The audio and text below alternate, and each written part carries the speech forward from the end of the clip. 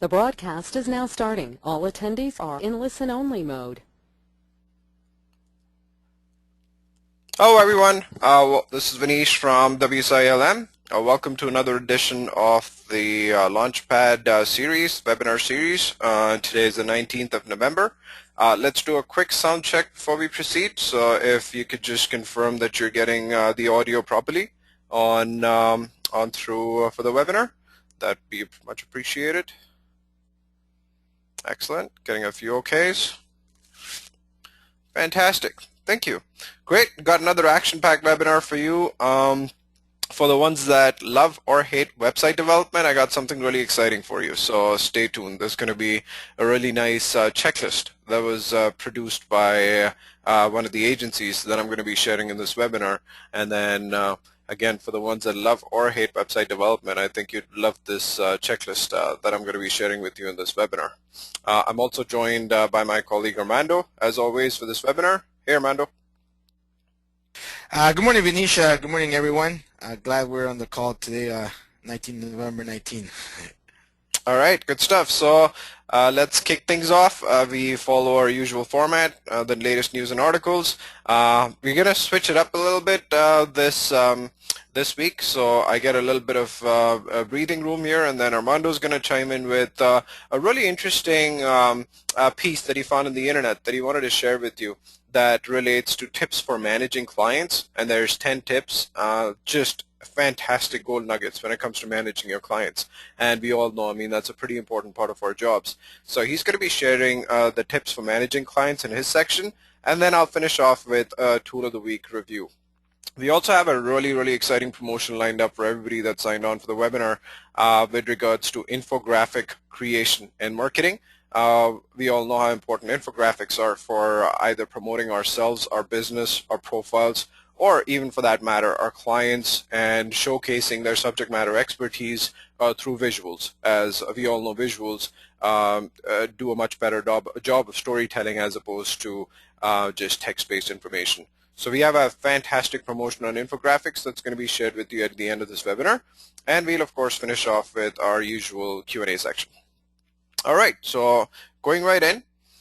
So the first a piece of information with regards to the Search Engine Strategies Conference in Chicago that just recently concluded. So this is, again, just latest information fresh off the block. Search Engine Strategies is a conference series that is run by the company called Search Engine Watch. And they run conferences, the SES series, all across the US and Canada. They run SES Toronto as well. That's normally held in June. And a very useful conference. There's a lot of great speakers that come in. So the 5 key takeaways that were summarized from SES Chicago essentially are listed out here. The first key takeaway from SES Chicago, and the speaker also gave examples, was to essentially listen to your users. And the way that you listen to your users is by doing user-based testing and study and analysis. And there's one company in the UK, as a matter of fact, that does it best, and that company is called the Conversion Rate Experts. If you've ever chanced upon their website, look at all the tools that they use, fantastic tools. Once again, it's called Conversion Rate Experts, and they incorporate this first point of listening to your users the best, because they got like feedback forms, surveys, using softwares like Quoraloo that are recommended if you want to try and get feedback from your audience on your website, or what they like, what they don't like. So the idea is spend a lot of time and effort on user-based testing and analyzing and studying your users. Let me see if I can actually pull out the article for SES Chicago right here.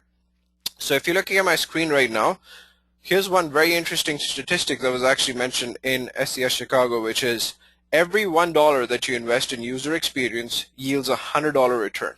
So that's a pretty phenomenal statistic right there. So every $1 that you're investing in user experience is actually yielding a $100 return. So that's like a return that's 100 times over. So very important to listen to your users. The other information was with regards to your content pieces. Now, we all know how important content is, and with all the latest Google updates and changes that have happened, content's being stressed upon quite aggressively. So the whole idea is that when you're producing content, you have to be smart about that content. So the example that was listed out in SES Chicago was, let's say that you produce a white paper. It's a 10,000 word white paper that you produced that's being put out there. Do not just let the white paper sit. Break that down, and it should have multiple uses, a minimum of 3 uses as far as your content piece is concerned. So what could you potentially do with that white paper that you produced? One, of course, you can use that for your lead generation efforts because you have the white paper, and you can put that out there and use that for capturing lead inquiries, so people can just submit their information. Once they submit the information, they'll get the link to download the white paper. So that's a very simple use of the white paper. The second use of the white paper is to kind of condense the white paper from 10,000 words to just 1,000 words, and then come up with a blog post that's fully optimized and loaded up on your website, and then syndicate it to whoever's subscribing to your blog. So now you've taken the white paper and you've produced a blog out of it. And then the third potential use of this white paper that you produced is to take small snippets, small bits and pieces of information like key highlights or key headlines from this white paper, and then push that out there through your social media channels. So like you're giving these little tips out there that are related to that white paper that you originally produced. So as you can see, what we've done is that we've taken a 10,000 word white paper and we've regurgitated that and come up with multiple uses for that white paper, whether it's in the form of a blog, whether it's in the form of small tips that we're putting out there, small liners that we're putting out there to the social media audience. That's essentially how you should be treating your content piece. Don't just stick with the one content piece, the one use for the content piece. Something else that was really interesting that came out in SES Chicago was paid ads, amplifying your content. So there's been this correlation of SEO and paid ads for a very long time. There's been a lot of discussion about it. There's been some controversy in the forums and the SEO industry that if you do paid advertising, Google gives, indexes your site faster, better, ranks you higher. There's been a whole bunch of controversy and discussion in the industry circles. The bottom line is that there's enough testing that's been done to warrant the fact that whenever your clients can incorporate a PPC strategy along with a long-term SEO strategy or any sort of like an inbound marketing strategy, incorporate paid ads. Paid ads are a fantastic way to target your audience and tap them at the various decision-making levels that they're at. Depends on the product, depends on the industry, but the idea is to start utilizing paid ads if your clients have the budget and mix that up with your standard long-term SEO strategy. The other a key takeaway, again, we've heard this before, but it's always good to get reminded of the basics, is use the right metrics with the right people. So the example that the author gave while writing out this post in SES Chicago was, when you're talking to your CEO, when you're talking to decision makers, talk the metrics that they understand. C-level decision makers really understand the bottom line. That's what they understand best. I'm spending this money. What am I getting out of it? There's no point telling that guy, look, I got your rankings up. The traffic's gone up, or people are spending more time on your website. Doesn't matter. What really matters to him at the end of the day is how much money did I make out of spending X amount of dollars in this whole endeavor. So use the right metrics for the right people, and then when you are addressing different departments, so let's say when you're addressing the IT department, there's no point telling them how much money you made out of this whole thing, because that's more like C-level decision maker talk. With the IT team, it's more along the lines of, okay, more technical information, analytics discussions, what's happening with the website, site errors, etc., etc. So it's very important to use the right metrics to the right people to connect at the right level and get your message heard. The last piece of information from SES Chicago was this case study that this individual had showcased, which was to do with Twitter lead generation cards. Let me see if I can actually pull this up for everybody over here.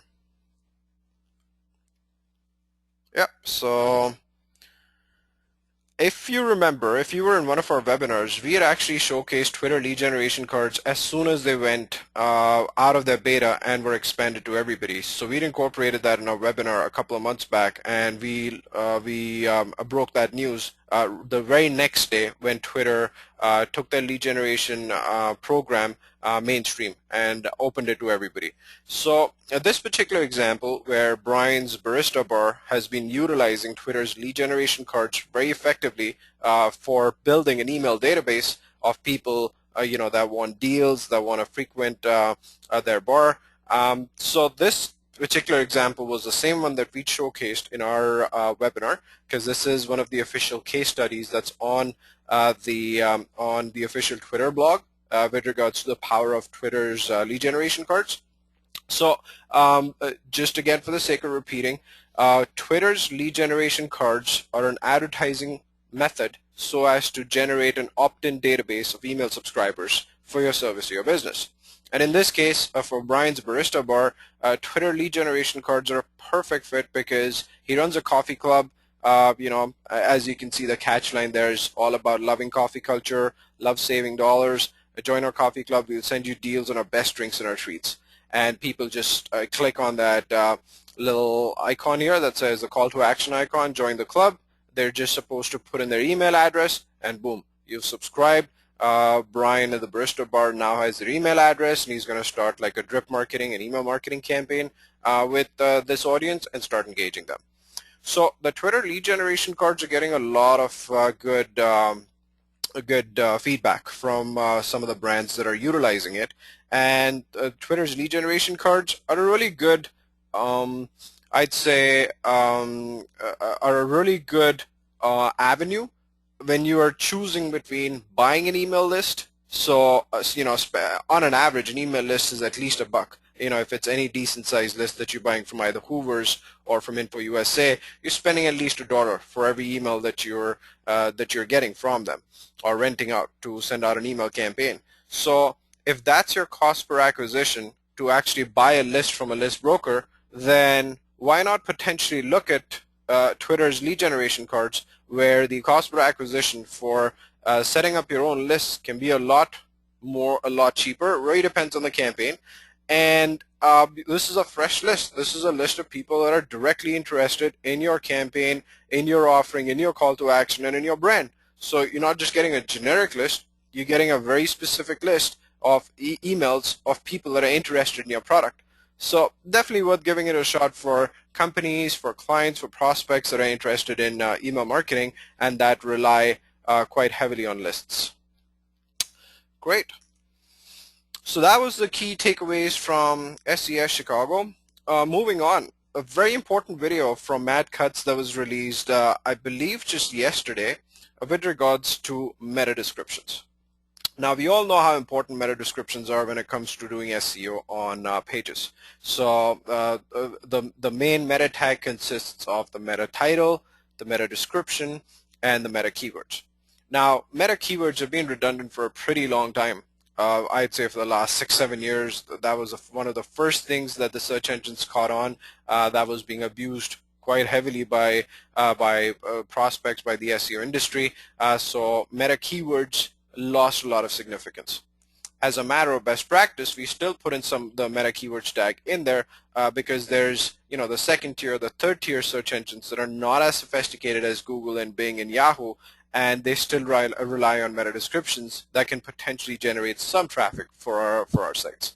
So as a matter of best practice, we still put in the meta keywords tag, but it doesn't really have any relevance for any of the major search engines. Now, having said that, Matt Cutts took out a video saying that the problem with duplicate meta descriptions is pretty massive. Do not have duplicate meta descriptions. And Matt Cutts in the video goes on to talk about the fact that do not have meta descriptions at all. And this is really important for companies that have content management systems that have inbuilt issues that generate these duplicate meta descriptions. So for them, it's really important where he says that it's better not to have meta descriptions at all than to show or generate duplicate meta descriptions across pages. And he goes on to give the example of his own blog, Matt Cutts' blog online, and he says, I don't even do meta descriptions for any of my pages. and Google just indexes and basically generates snippets from my page and generates their own meta descriptions for my blog posts. So I don't even do meta descriptions for my blog posts. Now that's mad cuts. So you know, we obviously, not all of us have the luxury of being the head of web spam at Google. So my suggestion would be continue doing meta descriptions. Do not leave blank meta descriptions. It's a great opportunity for us to put in the right messaging, attract the right audience, because meta descriptions is all about real estate on the first page of Google. You know, have a nice call to action oriented meta description, and we covered the best practices for meta descriptions in our previous webinar. So you can look that up on YouTube in our channel for that information. So the bottom line is, he says, have unique meta descriptions or do not have any meta descriptions at all. Let Google do its job. It's going to pick up snippets from your page and showcase descriptions. However, if you do have duplicate meta descriptions, then you are in for trouble because you're at a disadvantage. And how do you find out if you do have duplicate meta descriptions or not? The process is very simple. Just log on to your Google Webmaster Tools console, and over there you go into HTML. There's an HTML section in there, and again, you can refer to our webinar that we done a couple of weeks back, where we actually showcased and gave a full demo of Google's Webmaster Tools console. And in that, if you click on HTML, there's going to be HTML recommendations, suggestions, and then if you click on that, you'll see all the errors that Webmaster Tools points for you. And it's going to highlight any duplicate meta descriptions. It's also going to highlight any short meta descriptions or title tags for that matter.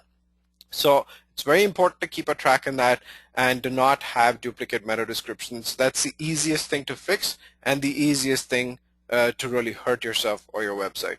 And again, we foresee we encounter a lot of challenges where we deal with content management systems that duplicate meta descriptions all across based on what the homepage meta description is.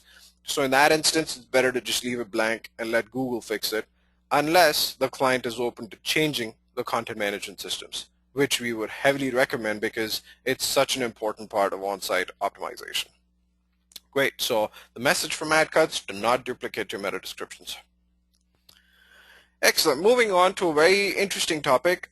We all hear a lot about this. We want to try and incorporate on our websites, but we don't know how to do it, or we need some more information on how to do it. So the folks at Internet Marketing Ninjas, great marketing company, have come up with this fantastic guide that they wrote, and that's all to do with this whole concept of schema.org. You know, what is it? How do I incorporate it? What kind of schema.org is supported by search engines, so as to get you smarter, get you more educated on this. So I'm actually going to take you to the link and then talk about this in detail. So here's the link, and it's basically the company is Internet Marketing Ninjas, founded by Jim Boykin, a very well-respected figure in the SEO industry, in the SEO circles. And then so basically he talks about what schema.org is. So just for everybody's benefit that's actually logged on to this webinar, schema.org is nothing complicated. It's just another way to explain to Google as to what kind of content is there on a website, so that Google can understand better on how to index that content and how to position that content in its search engine. Very simply put, that's the layman definition of what schema.org is. It's basically a specific way to tell Google on the kind of content that you have on your website.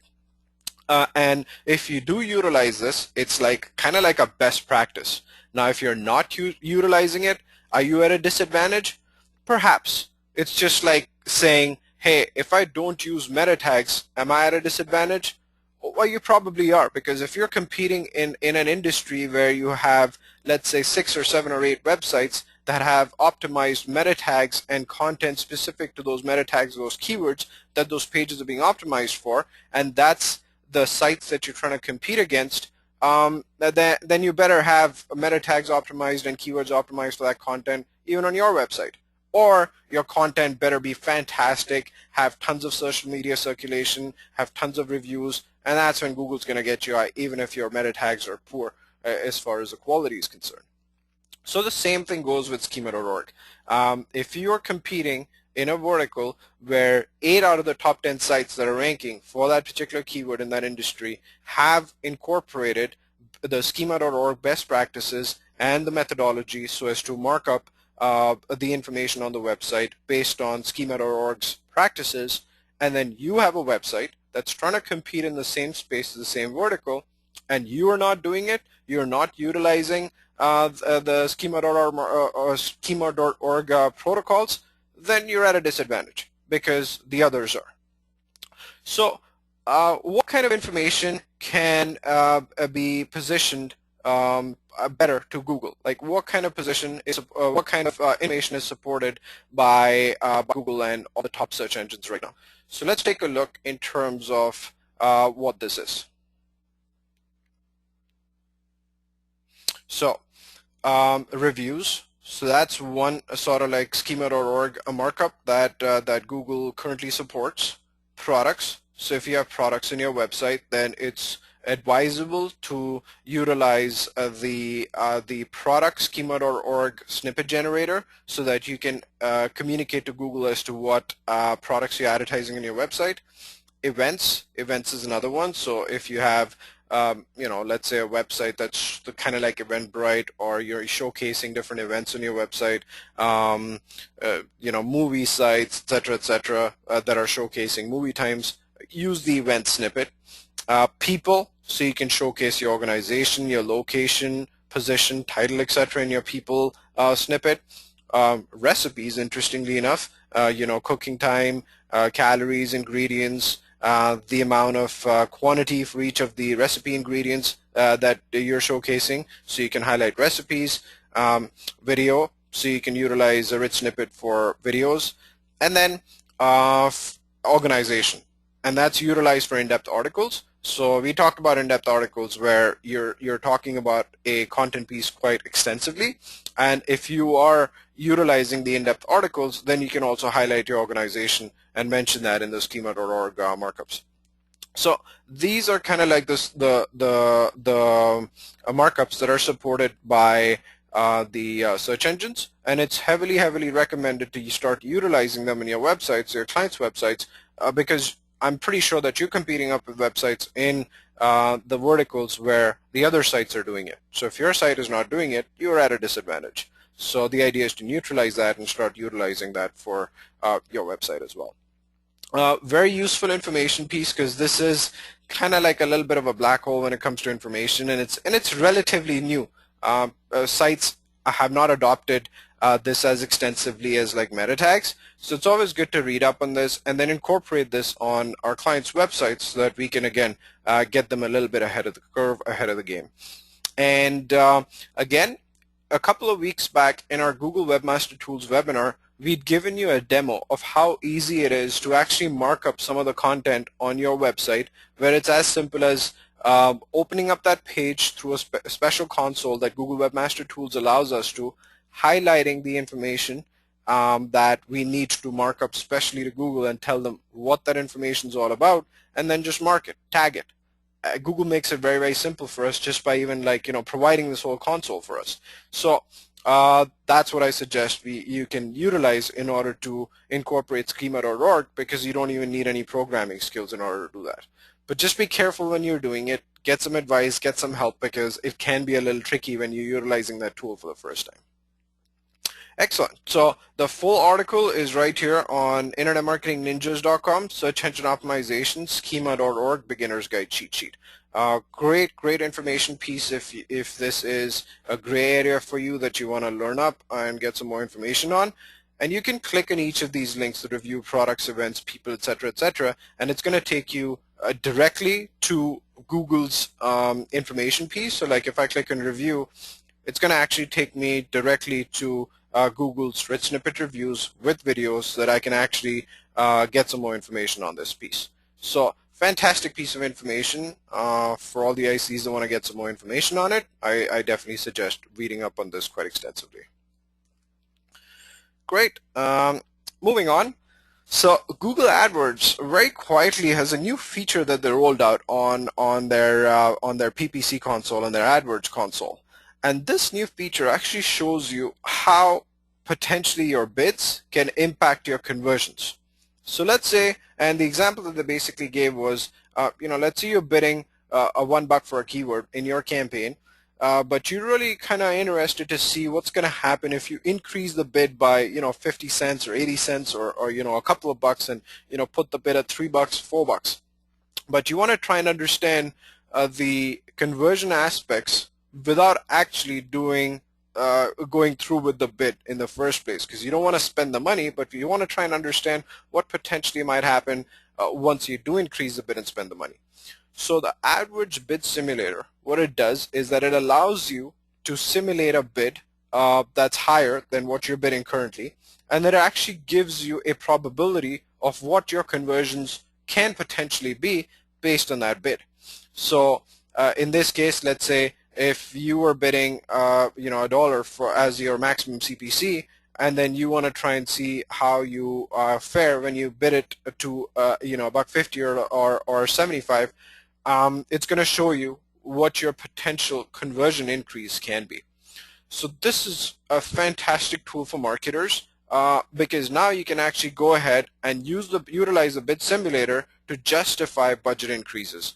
Again, nothing's guaranteed in life. The Google AdWords Bid Simulator is not guaranteeing you conversions at that level, but it's a good indicator because imagine the amount of data that they're sitting on, and then the Bid Simulator is calculating all this data and then putting that together and giving you some quantifiable, actionable feedback that can be passed on to the client and can justify budget increases, bid increases, can justify spending more money on a campaign.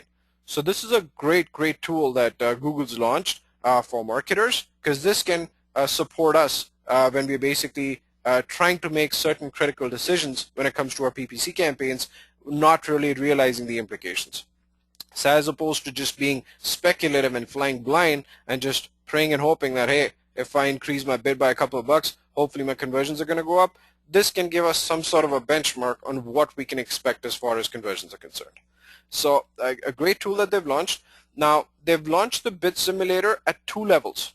So they've launched it at the account level. So when you're logged in and you want to basically try and at the keyword level. So if you want to try and see what that bid's going to do to that particular keyword, you can actually check it out at the keyword level. And then the second way that you can look at the bid simulator is also at the campaign level. So if you increase the bid, your max bid at the campaign level, what is that going to do for your overall campaign? So you can actually check the bid simulator at 2 levels, the campaign level and at the keyword level when you're logged into your AdWords PPC account. Very interesting. Try it out. It's a great tool for justifying a budget increase or bid increases across the board for your campaigns and for your clients. Google's motivation, of course, they want you to spend more money, right? Plain and simple. but it's a useful tool.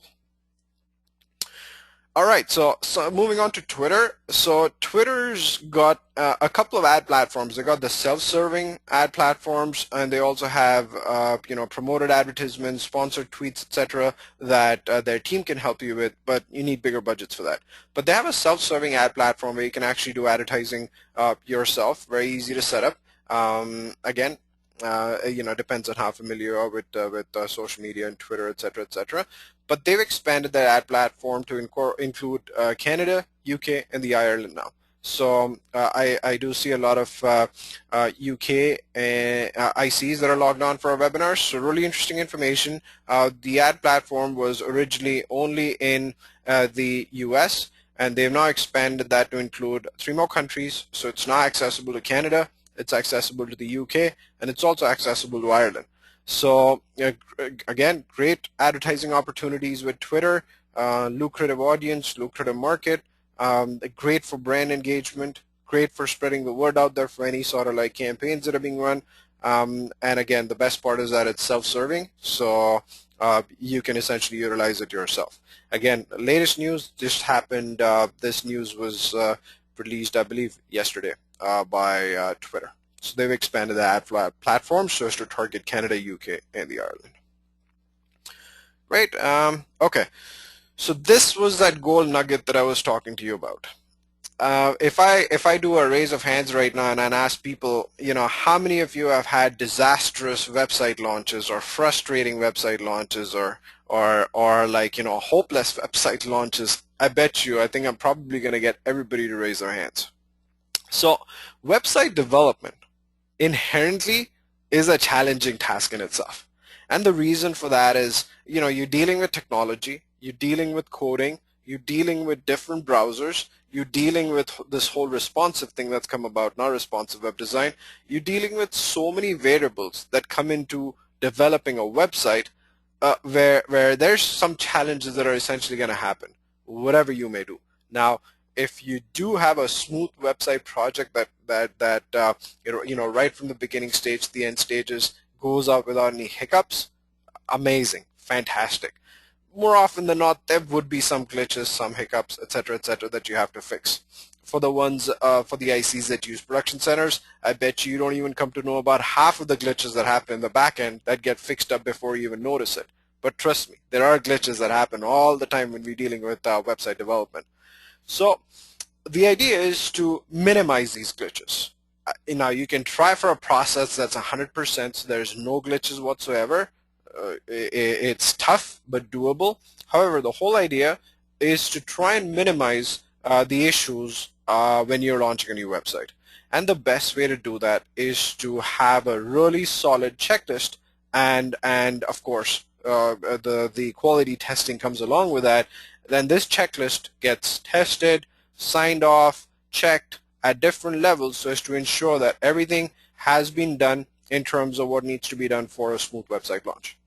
So Search Engine Journal, by far, I believe, has come up with one of the most solid website checklists that I've reviewed, and I wanted to share that with you, all of you, because I know at some point in time all of you have dealt with the frustration of launching a new website. Great checklist. So I'm going to take you to the actual article as published on Search Engine Journal. So again, Search Engine Journal is a great place for getting some good articles, good content. Excellent resource. So Stephen McDonald from Search Engine Journal has put this post out there, and what he does is that he's basically broken down the entire checklist into 4 phases. You have the launch checklist, got before the launch, during the launch, and after the launch. So there's basically a full checklist that he's produced. I'm not going to go through all the items here. It's going to take quite a while, but the idea is to get you to this resource so you can read up on this. For instance, when you're doing your checklist before the launch, benchmark your current site stats, communicate the launch internally, register the new website and webmaster tools, choose your canonical domain, that's the www or non-www, upload a coming soon, inbound links and referrals, map your current URLs to the new site. So all of these checklist items that he's basically covered. There's a post-launch checklist, talks about broken links, communicate the launch externally, send out a PR so that you're telling the world that you've launched a new website, create your sitemaps properly, claim your local citations, promote your launch in social media networks if you're active in the social media networking space, check your mobile website if it's not responsive, and then of course test your site speed even prior to the launch and after the launch, just to make sure that you're getting a consistent site speed all across, just because site speed is such an important metric when it comes to Google ranking sites in their top pages. So I wanted to share this with you. It's a fantastic piece of content, great checklist for web development processes. So hopefully we can utilize this and incorporate this in our existing process. Great. And then I also wanted to conclude this week's news items by talking about the share of search engines in October. So Google is unchanged, which is kind of surprising with all the marketing efforts and everything Google's doing, those floating barges and, who knows what Google's going to come up with next when it comes to showcasing their products. There's some new product displays that they're trying to sell Google Glass. So a lot of stuff that's happening. We talked about them using those, the internet information kiosks in the UK and London in our last webinar. So in spite of all of that, they've relatively remained unchanged at 66.9%. and trust me, I'm sure they're not complaining. I mean, that's a huge chunk of the search engine space. And then what's been interesting is that Bing has been climbing very consistently. So if you might remember, when we shared the stats for September, Bing was at 17.9 or 18%. So it's gone up to 18.1%. Might seem insignificant, but trust me, 0.1% when you're talking about like 7, 8, 9 billion searches that are happening every day, amounts to a huge number. And especially when you relate to all the advertising revenue that comes out of it. So Bing's gone up by percentage by 0.1%, so it's gone up to 18.1%. And interestingly enough, it's stealing the share from Yahoo. So Yahoo's been going down and down and down. So they were at about 11.4% in September, and then their search share in October has gone down to 11.1%.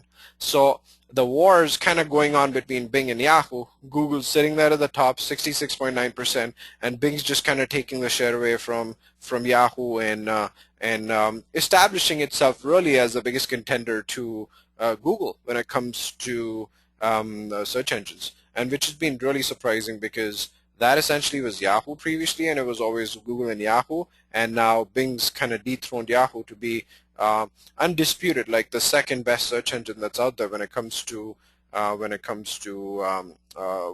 sheer search volume that's taking place. And that also should bring us should help us understand that because of the fact that Bing's almost 20% of all searches that are taking place, it's maybe time to perhaps take a little bit of a more serious look at Bing and ensure that our websites and our positions are getting optimized for Bing, as well as utilizing Bing's ad center that is combined with Yahoo now. So their combined advertising power is almost 30% of all the search traffic out there in the internet. So that's a significant number and something to think about, especially when you're incorporating paid advertising into your marketing mix, because Bing and Yahoo together account for 30% of all searches that are taking place out there. So something to think about. Great. I'm going to actually hand over to Armando at this stage, and he's got a fantastic resource for managing SEO clients. And again, all of us incorporate this and do this in our regular duties, responsibilities, and our day-to-day processes. So some of this stuff might be basic information that we already know about, but it's always good to get a refresh on the basics, and we get it from Armando himself. Over to you, Armando. Thank you, Vinish. Yes, I just want to spend some time in regards to how to improve or better manage your SEO clients, and you can also use some of these tips for any type of online marketing that you are doing for your clients, and as you continue to grow your client base and also grow the relationships with your clients. Very simple to use tips, and I'm pretty sure many of you have heard or are employing this, but sometimes when I get a chance to talk to ICs, I always try to determine what is it that they're doing to make their business successful. So I thought that this piece would also add value to today's webinar.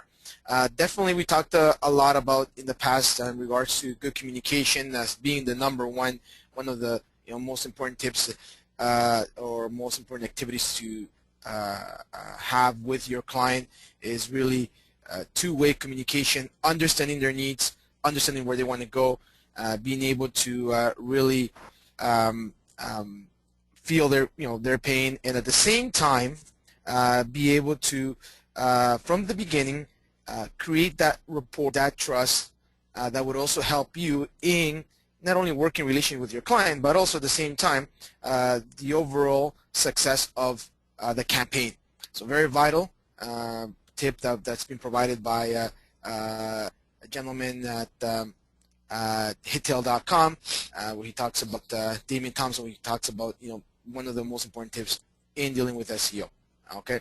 The second thing is really, again, we go over and over in regards to this, is educating your client. I believe that these webinars also assist you in doing that. There's always news regarding the world of SEO, digital marketing, right, overall. And it's also good to really help them understand what is it that you do. You don't have to go into the detail level explanation of what you do, but really helping them understand what the process is all about. because that will also help you in being able to turn around the deliverables and tests on time, right? Having them understand that if they don't provide you with feedback on content, that content is not going to get optimized, that content is not going to get posted on their website, and therefore it's not going to get indexed, which could lead to less traffic. So really explain the process of SEO to your clients is very, very important. And part of that is from the onset is really educating your client on how you can work with them. Don't use a lot of technical jargon, very confusing and frustrating. To you, it may sound that you're probably talking the smart talk, or you're sounding very intelligent, but at the end of the day, for them is they want to make sure that they can relate to somebody that they can also understand what they're talking about. And using a lot of technical jargon just confuses them and frustrates them. So when you're speaking with your client, try to simplify the way you break things down.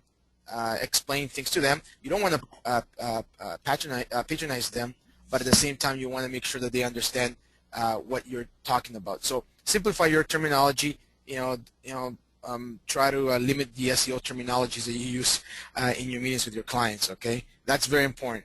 You may want to pepper in a few technical words here and there, but do not confuse them or frustrate them. Okay.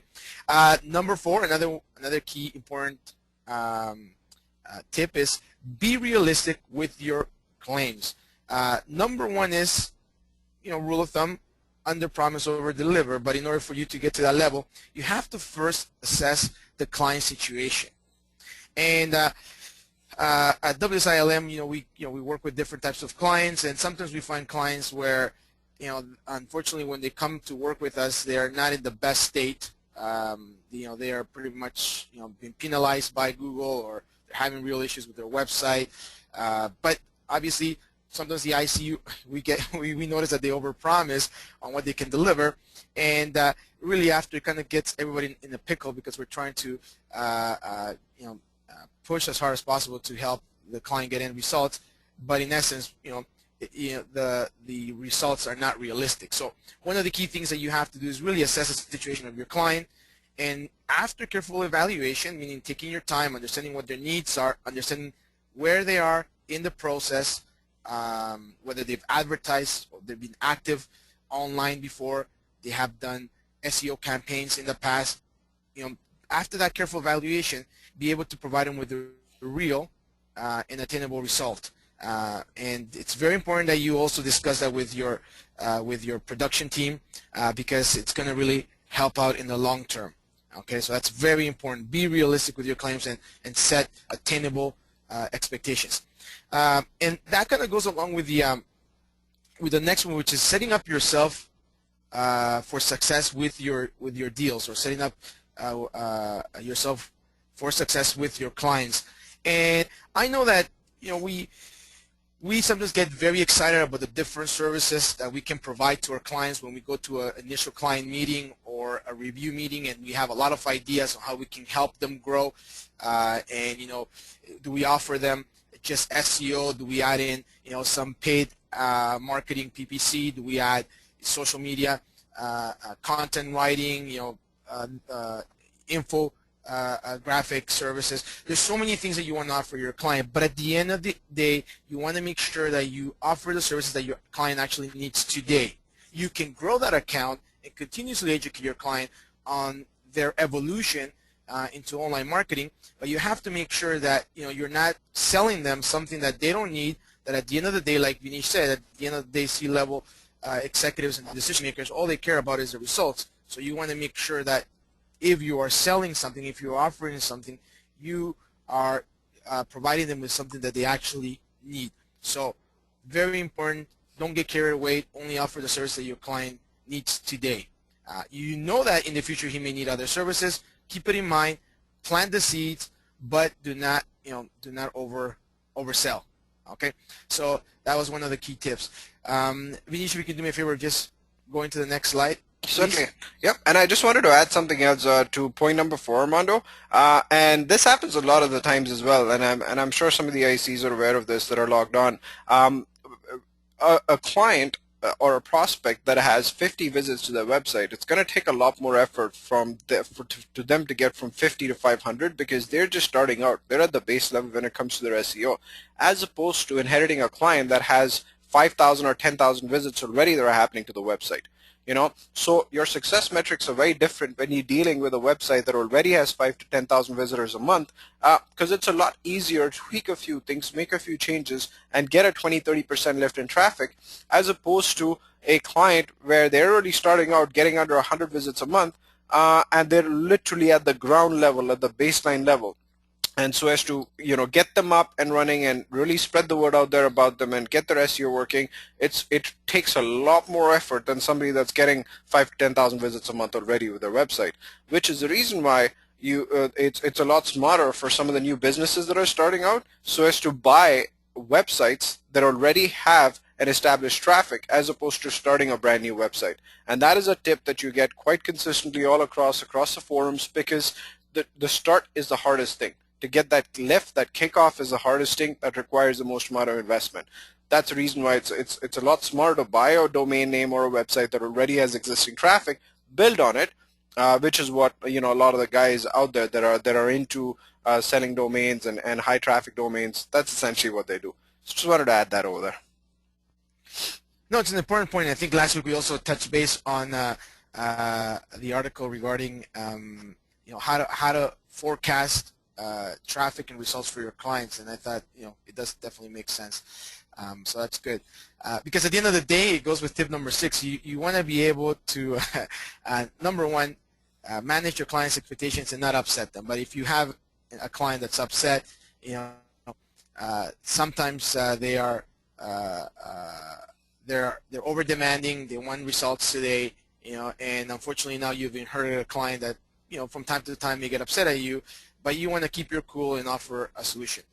They may not all the time listen to you, or they may not all the time give you a pat in the back, but if you develop that relationship with your client and you're able to build that trust, those are the clients that most of the time they'll last longer with you. You'll be able to retain them, but you have to be able to in situations where there's an error that's been made, accept, take responsibility, and offer a solution, right?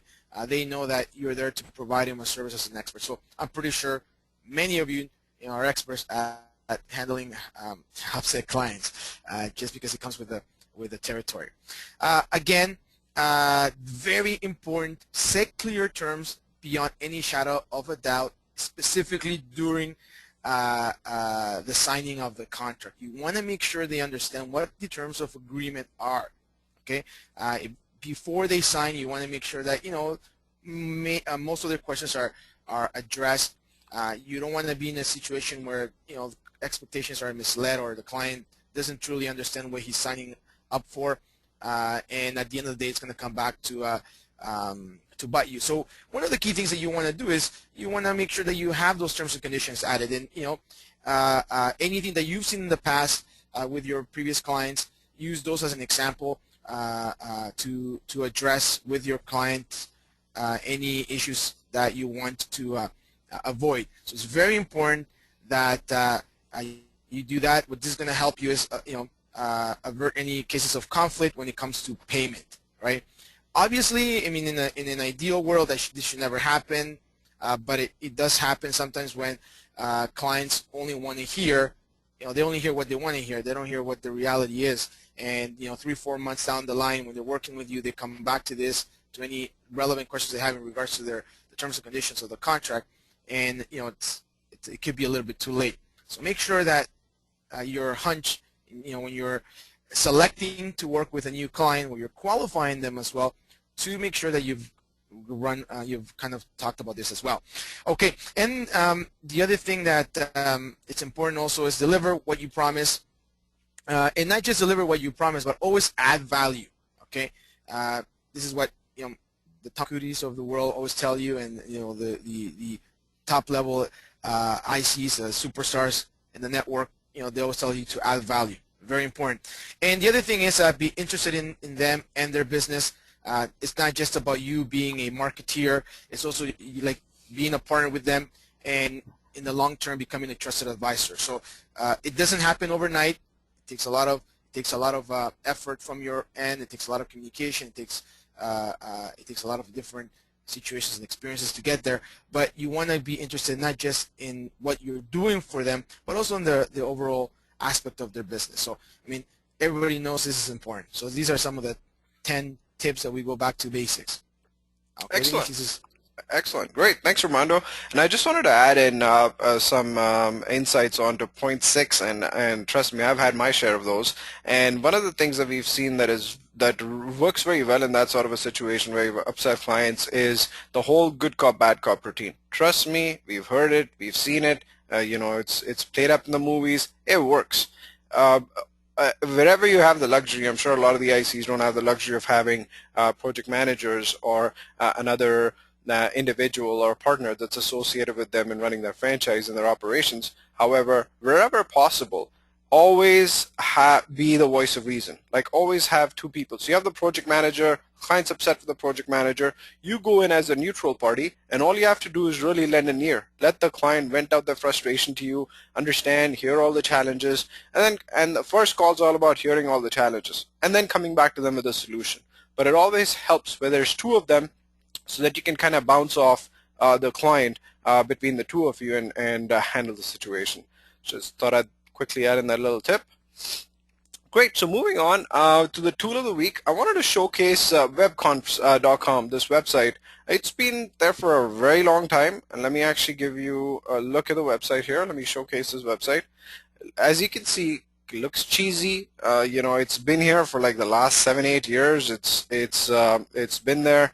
However, the tools that the webconf has are excellent tools. They work. They're great tools. It's a really good the repository of fantastic tools that they have. So if you look on the left navigation, they have a duplicate page checker, a search engine spider simulator, backlink anchor text analysis, keyword density cloud, search engine friendly redirect check. They have a Google PageRank tool, not that accurate. Obviously Google's not updating that anymore.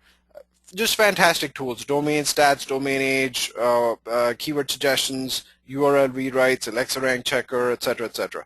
So webconf is a great website with all these tools, and what I particularly like is a couple of sections on this website. First one is the 15-minute SEO. Excellent information source for every single element in terms of its importance and its grade when it comes to optimizing a client's website. So keywords, all the potential things that keywords can be utilized for in a website. Links, all the potential variations that that links can be utilized for. Meta tags, all the potential things you can do with meta tags. Content, all the different elements that are associated with content, visual extras, SEO, etc. So it's a great information piece for either showcasing it on your proposal, some of the things that you work on, capturing some of the language from the this best and worst practices section. It's a great information source. I also, in particular, enjoy the SEO quiz, and I recently took this again, and you'd be surprised with the because the questions are dynamic, so it's not like you'll be getting the same 10 questions again and again. You'll be getting different questions, and in the end they tell you what questions are right, what questions are wrong, and they explain that in detail. This is a great source to test your information and knowledge in SEO, and I'm constantly taking a lot of these tests, and trust me, I'm surprised with some of the results myself, with some of the answers that I thought were totally right, but I stand corrected. So great resource for taking the SEO quiz over here. They have some great questions, so it's always kind of good to sharpen up your knowledge, your information. They got SEO comics if you want to try and take some the bits and pieces of information. You want to circulate that in your own blog. You want to come up with your own blog. They have some great strips. They got puzzles and even their SEO tutorial. I mean, there's tons of SEO tutorials that are out there, and I wouldn't showcase this as the best SEO tutorial out there, because we've showcased tutorials like the ones by QuickSprout, Neil Patel, and Moz.org.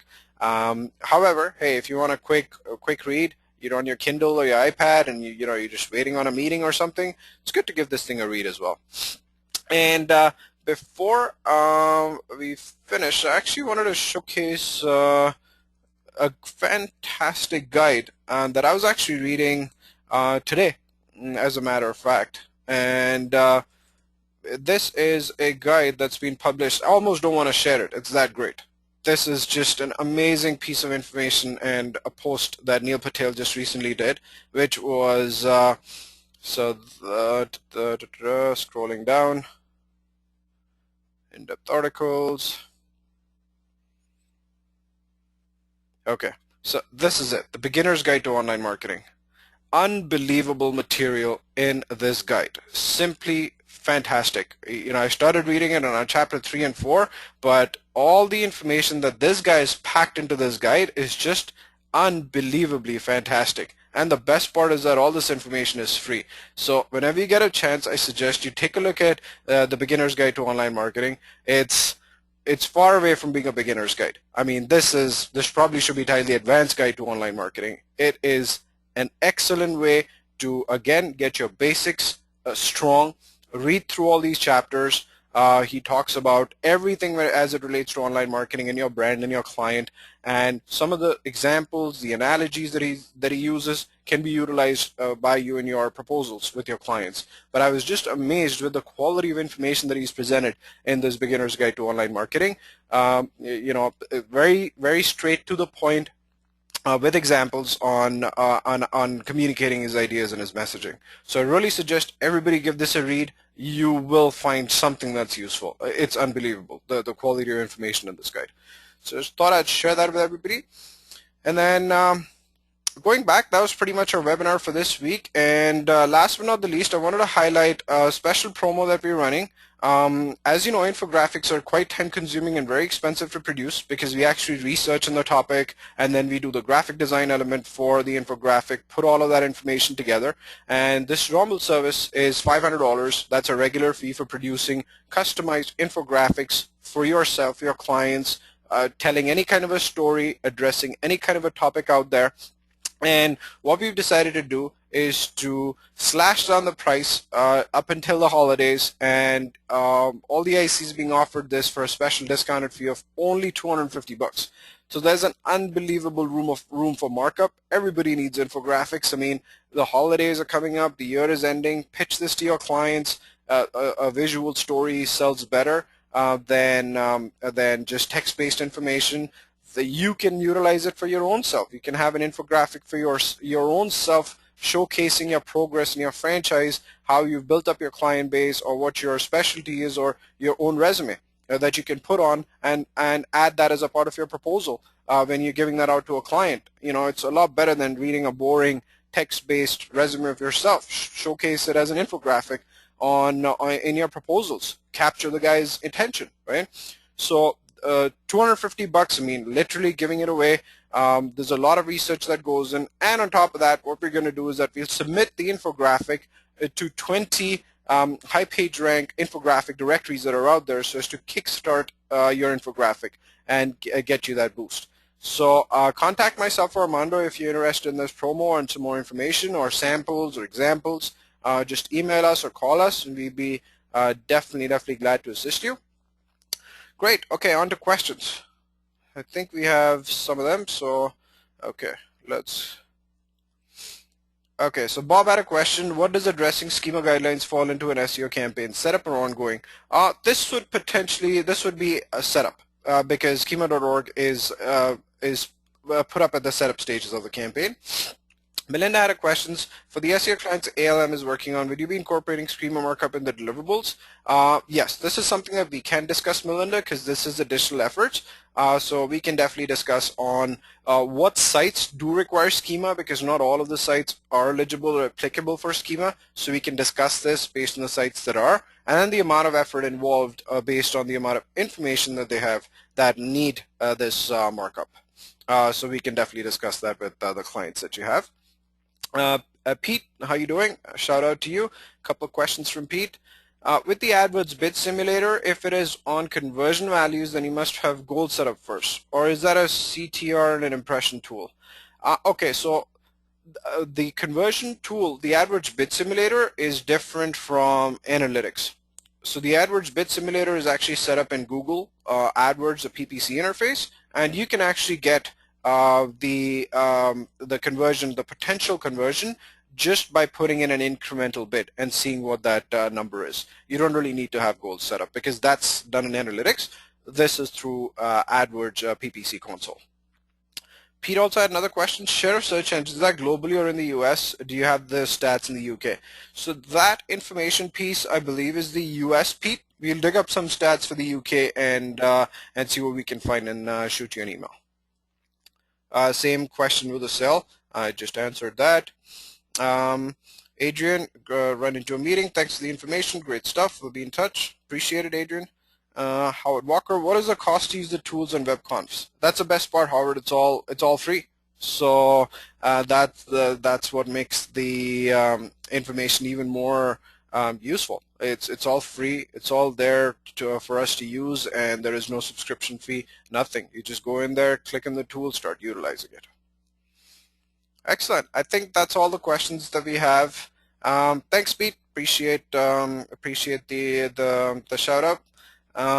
Great. If you have any questions, again, as I mentioned, please feel free to shoot myself or Armando an email. We're always accessible to answer any of your queries, and hope you have a terrific week. Thanks, everyone.